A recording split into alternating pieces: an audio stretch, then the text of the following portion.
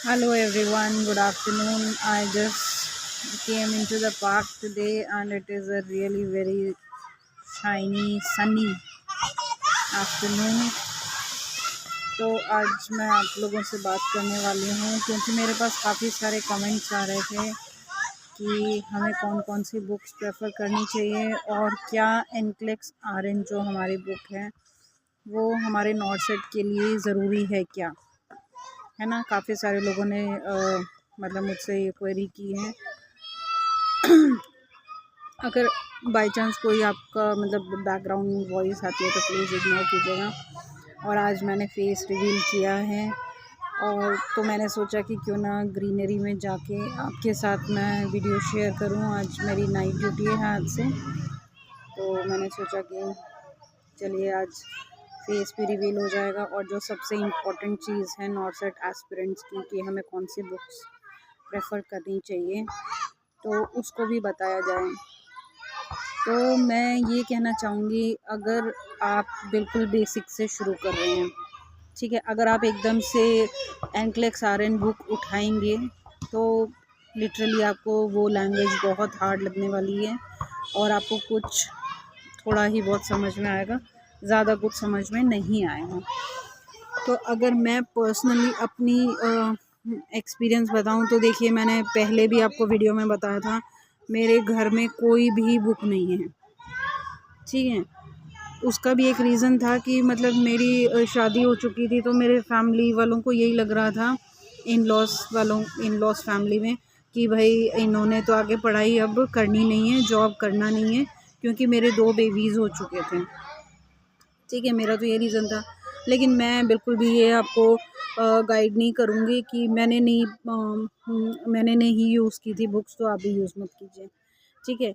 आप books use कीजिए, पर आप अगर एक साथ मतलब एनक्लेक्स आरएन अगर उठाएंगे तो आपको मतलब मेरे हिसाब से, क्योंकि देखो कहीं ना कहीं मैंने लोगों से रिव्यूज़ भी लिए थे, मेरे साथ वालों ने तो पढ़ाई की ही थी, मैंने नहीं की थी, तो मैंने अगर बुक्स प्रेफर नहीं की थी तो मेरे साथ वालों ने तो की थी। और मतलब मेरे पास कोचिंग के नोट्स मैंने कहीं से अवेलेबल ले लिए थे, अपने पास में कोचिंग के नोट्स थे मेरे पास। आप कोचिंग के नोट्स पढ़ सकते हैं, किसी से ले सकते हैं, अगर कोई आपके ओपन माइंडेड फ्रेंड्स हैं तो, ऐसा कोई ज़रूरी नहीं है। और मैं तो ये भी नहीं कहूँगी कि आप कोचिंग ज्वाइन मत कीजिए, ठीक है। अगर मैंने आपको पहले ही वीडियो बताया था कि कोचिंग ज्वाइन करनी चाहिए या सेल्फ स्टडी करनी चाहिए, बट कोचिंग आप चाहे ज्वाइन कीजिए या नहीं कीजिए वो आपकी श्रद्धा है, लेकिन जब तक अगर आप सेल्फ अपने आप को टाइम नहीं देंगे ना बुक्स के साथ में, तब तक आपका कुछ भी होना जाना नहीं है। ये मैंने आपको पहले ही क्लियर कर दिया था, ठीक है। अब हम आते हैं कि एनक्लेक्स के ऊपर।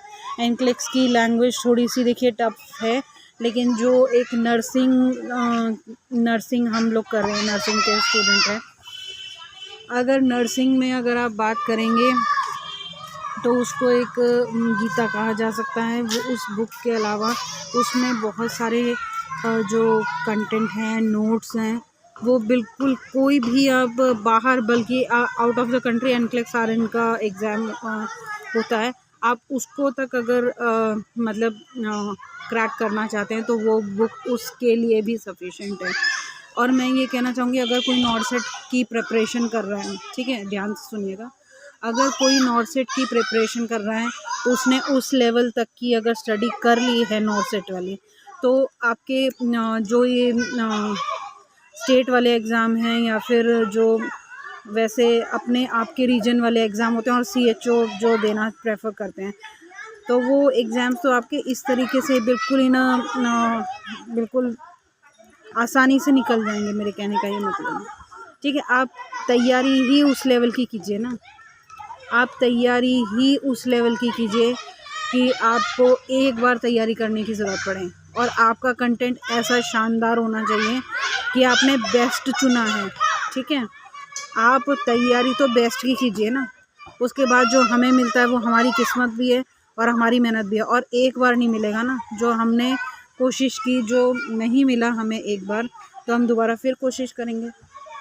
ऐसा तो नहीं है कि एक बार नहीं मिला तो आगे कुछ होना जाना नहीं है, ठीक है। अब तो आपने देखा ही होगा कि साल में 6-6 महीने में आपके एग्ज़ाम लग रहे हैं, नॉर्थ सेट के, तो क्यों नहीं होगा भाई, सबका होगा, ठीक है। लाइन में लेकिन खड़े रहना है। मैंने अभी एक शॉर्ट्स डाला था, आपने देखा हो। आपको कंसिस्टेंसी बना कर रखनी है।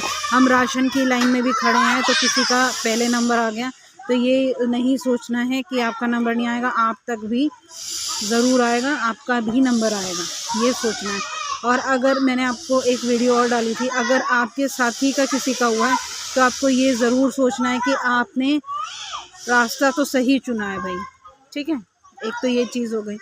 और दूसरी ये चीज़ है, एनक्लेक्स के बारे में मैंने आपको बता दिया कि आपको एकदम से तो बिल्कुल भी समझ नहीं आएगी। आप अगर वो हैं बिगनर हैं तो पहले आप वो वाली बुक्स प्रेफर कीजिए, PR यादव हो गई, प्रीति अग्रवाल हो गई और टारगेट हाई हो गई। जो टारगेट हाई है उसका भी थोड़ा लेवल मतलब ठीक ठाक है, मैंने देखी हैं बुक्स। तो मतलब पहले PR यादव ले लीजिए आप, और उसके बाद प्रीति अग्रवाल, एंड देन आपका टारगेट हाई, ठीक है। PR यादव में देखो 2 तरीके की बुक आती हैं, एक थ्योरी वाली आती है और एक क्वेश्चंस वाली आती है। अगर आप मैं आपको हर तरीके से गाइड करना चाहती हूँ। अगर आपने कहीं से कोचिंग ले ली है तो आपको उस थ्योरी वाली बुक की ज़रूरत नहीं पड़ेगी, ठीक है। तो आप कौन सी बुक लीजिए, खाली क्वेश्चन आंसर वाली, जो क्वेश्चन वाली बुक है, MCQ वाली जो बुक है, आप सिर्फ वो वाली ले लीजिए, ठीक है। और जहाँ तक मेरा सवाल है, मैं आपको यही गाइड करूँगी कि आपने क्या करना है।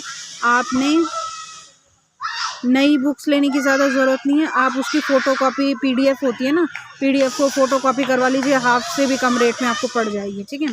क्योंकि हमें देखो स्टैंडर्ड जो बुक्स हैं 3-4 तो लेनी पड़ेंगी। आजकल कंपटीशन बहुत टफ़ हो गया है, कंपटीशन, और नॉर्थ सेट का कंपटीशन बहुत टफ़ है ही। तो या तो आप कई साल से पढ़ते आ रहे हो तो आपको पैटर्न समझ में आ जाएगा, लेकिन मैं नहीं चाहूँगी कि आप इतने अपने साल बर्बाद करें, ठीक है। आप क्या कीजिए, आपको फर्स्ट अटेम्प्ट में अगर क्लियर करना है तो आप 3-4 बुक्स की जो होगी ना फ़ोटोकॉपी करवा लीजिए, ठीक है। और बाइंडर वाली करवाना, जो बाइंडिंग में आती है।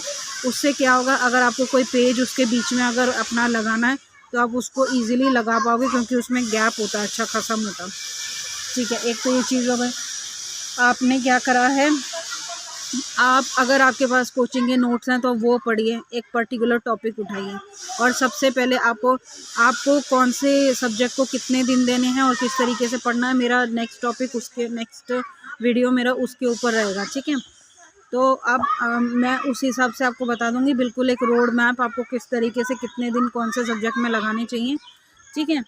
अभी मैं आपसे खाली शेयर कर रही हूँ कौन सी बुक्स किस तरीके से आप रेफ़र कर सकते हैं। आपको सबसे पहले मैंने बता दिया, आपको बेसिक बुक्स लेनी है। उसके बाद आपको जाना है एनक्लेक्स के ऊपर, और एनक्लेक्स में एक छोटे छोटे की पॉइंट्स वाला और एक ग्रीन बॉक्सेस करके एक ऐसे साइड में दिया होता है, उसको तो आपको बिल्कुल भी नहीं छोड़ना है। अगर आप वो दे रहे हैं ना, स्टेट लेवल के एग्ज़ाम दे रहे हैं, उस वाले बॉक्सेस में से के अलावा कुछ भी नहीं आने वाला है, ठीक है। मतलब उस वाले बॉक्सेस को आपको पक्का से प्रेफर करना है। ग्रीन बॉक्सेस होंगे, आप अगर उनको प्रेफर करेंगे तो वो काफ़ी सारी, मतलब एक ऐसा कह सकते हैं कि उस टॉपिक की एक छोटा सा जिस्ट टाइप की तैयार होती है आपके पास उस वाले बॉक्सेस में, ठीक है। आपको वो पढ़ना है, वो तो ज़रूर पढ़ना है, ठीक है। और जो देखिए, हम जैसे पूरा चैप्टर पढ़ते हैं, बच्चों का भी यही रहता है, कभी आप पूरा चैप्टर पढ़ रहे हैं, उसमें से निचोड़ थोड़ी चीज़ का निकलेगा, है ना, निचोड़ से तोड़ तक आपको पढ़ना है, स्मार्ट वर्क करना है। तो आप एक मतलब एक जैसे स्टिकी नोट टाइप के होते हैं, स्टिकी नोट लीजिए और उसमें आपको वो लगाना है जो उस वाले टॉपिक में आपने 10 लाइन पढ़ी, 10 लाइन में मच उसमें आपने क्या सीखा, उसका निचोड़ क्या निकाला आपने। तो और ऐसा है, देखो ये आपको कोई भी नहीं बताएगा जो मैं बताने वाली हूँ, कोई भी यूट्यूबर आपको नहीं बताएगा कि देखो मेरे 3-4 मैं टिप्स दूंगी आपको, ठीक है। आपको कौन सी लैंग्वेज आती है, आप किसी भी स्टेट के कोई भी लैंग्वेज वाले हो सकते हैं, ठीक है। मैं कोई लैंग्वेज बाउंड मेरा चैनल नहीं है। तो आपको क्या करना है, वो स्टिकी नोट्स में अपनी भाषा में, जिससे आप अच्छे से मेमोराइज़ कर सके। ऐसा नहीं है इंग्लिश में मेरा पेपर आना है तो मुझे इंग्लिश में ही वो करना है, आप जिस भी भाषा में उसे मेमोराइज़ कर सकें, आपको उस वाली लैंग्वेज में उसको लिख लेना है, ठीक है। कि भाई मैं इस वाले चीज़ को ऐसे मेमोराइज़ कर सकता हूँ। एक चीज़ आपकी ये हो गई, और दूसरी चीज़ हो गई कई सारे चीज़ों के निमोनिक्स अवेलेबल हैं, आपने देखा होगा, है ना। कई सारे चीज़ों के निमोनिक्स होते हैं, तो कई बार पता है निमोनिक्स भी लोग ऐसे बना देते हैं कि भाई मतलब ये तो कैसे ही याद होगा। देखो निमोनिक्स आप में भी इतनी समझ है, हम भी दूध पीते बच्चे नहीं हैं, आप भी नहीं हैं। निमोनिक्स आप भी बना सकते हो, आप उस तरीके के निमोनिक्स बनाइए। कई लोग जैसे हिंदी हो गया या फिर मतलब थोड़ा समझ रहे ना अटपटी लैंग्वेज वाले, उस तरीके के निमोनिक्स बनाते हैं जो कि बहुत जल्दी याद रहते हैं। अब किसी को कुछ फ्लुएंटली बोलने की आदत रहती है ना, कोई चीज़ तकिया कलाम हो गया जैसे, या किसी का कुछ भी हो गया, उस हिसाब से आप उस निमोनिक को बनाइए आपको, ताकि ज़्यादा दिमाग पे स्ट्रेस देने की उस समय ज़रूरत नहीं पड़ेगी, आप याद कर पाओगे। 2 चीज़ आपकी ये हो गई। आपको एक शॉर्ट नोट्स बनाने हैं, ठीक है। शॉर्ट नोट्स बनाने हैं, उसको उस मतलब उस वाले चैप्टर के ऊपर ही चिपका देना है कि इसका ये निचोड़ मैंने निकाला था। 3 चीज़ हो गई। चौथी चीज़ ये हो गई भाई कि जैसे आप एक शॉर्ट डायरी रख सकते हैं, ठीक है। उसमें आपको डेली का अपना वो लिखना है रूटीन। आज मेरे को इतने पेजेस कंप्लीट करने हैं, आज मतलब रात को लिखना है कि मुझे कल क्या करना है, ठीक है। आज सुबह आप लिखने बैठेंगे तो कुछ नहीं कर पाएंगे। आज जो कल आने वाला सुबह है उसके बारे में आपको आज से ही प्लानिंग करनी होगी। आज आपने जो पढ़ा सो पढ़ा, ठीक है, और मुझे कल क्या करना है, कल जो करना है वो आपको आज रात को लिख लेना है कि मुझे इतने से जैसे 100 क्वेश्चंस मैं करूँगा सिनेरियो बेस्ड वाले, ठीक है, और मेरे को 500 या 400 430 450 क्वेश्चंस मुझे करने हैं 1 लाइनर्स, ठीक है। तो ये आपको एक उसमें टू डू लिस्ट में अपनी लिखना है, अपनी एक डायरी रख लीजिए। और कोई ऐसी चीज़ है जो आप भूल जाने वाले हैं तो आप वो वाली चीज़ भी उस डायरी में लिख सकते हैं, ठीक है। 2 चीज़ हो गई। और एक आपको मतलब एक छोटा सा और चीज़ बनाने की ज़रूरत है। डायरी बना लो या फिर कुछ भी बना लो, पेपर्स बना लो, उसको किसी चीज़ में लगा लो। आपको वो चीज़ लगानी है जो नॉर्मल चीज़ें होती हैं, नॉर्मल वैल्यूज़ हो गई, ठीक है, नॉर्मल आपके लेबर के स्टेजेस हो गए, नॉर्मल मैन्यूअर्स हो गए, नॉर्मल चीज़ें, ओनली नॉर्मल की बात करूँ मैं, नो एबनॉर्मलिटीज़। आपको पहले नॉर्मल चीज़ें याद करनी है, ठीक है। नॉर्मल चीज़ हो गई कि आपका प्लेसेंटा का वेट कितना होता है, उसका कॉर्ड इंसर्शन कहाँ पर होता है, और उसका मतलब हम क्लैम्प कहाँ से करते हैं, उसका नॉर्मल मतलब लेंथ कितना होता है कॉर्ड का। आपको ये सारी जो नॉर्मल चीज़ें होती हैं वो आपको एक जगह, सिर्फ नॉर्मल चीज़ें, एबनॉर्मल की मैं बात नहीं कर रही हूँ, नॉर्मल चीज़ें आपको एक डायरी में लिख लेनी है। और इस वाली डायरी को भी आपको मतलब रिवाइज़ करना है। और दूसरी चीज़ एक ये हो गई कि एक ऐसे छोटे छोटे चार्ट्स टाइप के आप बना सकते हैं, छोटा है ना, छोटा, उसको प्रिसाइज़ करके, जैसे किसी भी चीज़ का लेबल है ना, आप लेबलिंग कर सकते हैं। लेबलिंग उस चीज़ को खाली लेबल कीजिए जो आपको याद नहीं हो रही है, ठीक है। वो वाली फ़ोटो को आप अपने स्टडी टेबल के उधर लगा सकते हैं। चौथी चीज़ हो गई। अब 5वीं चीज़ मैं बता रही हूँ, इंस्ट्रूमेंट जो बहुत कॉमनली यूज्ड होते हैं वो सबको याद हो जाते हैं, ठीक है। जैसे कंफ्यूजिंग वाले जो रहते हैं, एक डॉइंस रिट्रैक्टर रहता है और एक आता है उसी शेप का रहता है, ठीक है। 2 ये बहुत कंफ्यूजिंग होते हैं। हमारे वाले में डॉइंस नहीं पूछा था, डॉइंस ही करके आए थे सब लोग, और मुझे ये पता था कि डॉइंस जो होता है वो एब्डोमिनल वॉल को रिट्रैक्ट करने के लिए होता है, तो यह वो तो नहीं है कम से कम, ठीक है। मुझे ये चीज़ का नॉलेज था तो मैंने वो नहीं किया था, दूसरे वाला किया था, उसका भी मैं नाम भूल रही हूँ, ठीक है। तो आपको जो 2 कंफ्यूजिंग चीज़ें हैं उसको पक्का से याद करना है। क्यों मैं ऐसा बोल रही हूँ, क्योंकि जो आपके वो 50-50 वाले जो क्वेश्चन अटकते हैं ना, या तो इसमें से हो सकता है या फिर इसमें से हो सकता है, आपको कंफ्यूजिंग वाले क्वेश्चन पक्का से करने हैं, क्योंकि यही वाले नंबर खा जाते हैं, ठीक है। आपको फिर वो ये आपका ट्रिक्स हो गई, आपको किस तरीके से प्रिपेयर करना है। उसके बाद आपको क्या करना है, जो क्वेश्चंस हैं आपको इतने से इतने क्वेश्चंस डेली के निकालने हैं। आपको ये चीज़ अपने माइंड में बिठा लेनी है, ठीक है। Okay, next we come on to test series. Okay, people always ask me, should we take test series or not? See, there are three kind of persons. One who will take test series and will not take coaching. Second types are those who will take coaching but not take test series. And third type are those who will take coaching also, test series also, and will take PDF also, notes also, each and everything, but they will not do anything with them. They will not practice anything. I am really sorry to say, the third ones are just out of the race. ठीक है, मैं आपसे हाथ जोड़ के विनती करूंगी, ना तो अपना टाइम वेस्ट कीजिए, ना अपनी फैमिली का टाइम वेस्ट कीजिए। थर्ड टाइप के जो पीपल हैं उनका तो कुछ होना जाना है ही नहीं, ठीक है। और मैं ये कहना चाहूँगी, देखो, अगर आप अपने पास कहीं से इनके कोचिंग के नोट्स अगर ले पाते हैं, कोई आपका फ्रेंड है या कुछ है, अगर आपका मतलब फ्री में जुगाड़ हो जाता है, देखो जुगाड़ ही कहेंगे इसको, तो फिर आप टेस्ट सीरीज़ बिल्कुल ले लीजिए। लेकिन अगर आपके पास आपने मेहनत करके और सब करके वो ले ली है, कोचिंग ले ली है, नोट्स पढ़े हैं, आप उन नोट्स पे मेहनत कीजिए, ठीक है। और उसके बाद आप क्या कर सकते हैं, आपके पास बुक्स अवेलेबल हैं, ठीक है। ऑनलाइन भी बहुत सारी चीज़ें जो फ्री वाली हैं उसमें भी टेस्ट सीरीज़ अवेलेबल हैं, ठीक है। तो आप क्या कर सकते हैं कि एक टाइमर यूज़ कीजिए, टाइमर लगाइए और क्वेश्चंस खाली आपको आंसर करने हैं, ठीक है। पर PR यादव का सबसे बड़ा ड्रॉबैक जो मुझे लगा है, वो क्वेश्चंस के साथ आंसर दिए हुए हैं। ये बहुत बड़ी मुझे खलती है चीज़, क्योंकि देखो, हम कितना ही कोशिश कर लें, लेकिन हम एक वॉर में या एक उसमें तो है ना, एक सेल्फ वो हमें थोड़ा रहता है कि हम हार ना जाएं। ना चाहते हुए भी सब लोग, उसमें से मैं भी हो गई, सब चीटिंग ज़रूर कर लेते हैं, ठीक है। बट आप अपने आप को चीट मत कीजिए, कोई इसका किसी को हमें कुछ प्रूफ थोड़ी ना करना है। अभी एग्ज़ाम से पहले नहीं आ रहा तो हम सीख तो सकते हैं, है ना। और हमें अपने आप को सेल्फ एनालिसिस बहुत ज़रूरी है। जब हम अपने बारे में खुद ही नहीं पता कर पाएंगे हमें आ रहा है या नहीं आ रहा है, तो आप किस दिशा में कोशिश करेंगे, क्या मेहनत करेंगे, है ना। तो हमें क्या करना है, उसको कवर कर लीजिए, जो भी आपके वो हैं, और उसको आपको खाली आंसर लिखना है।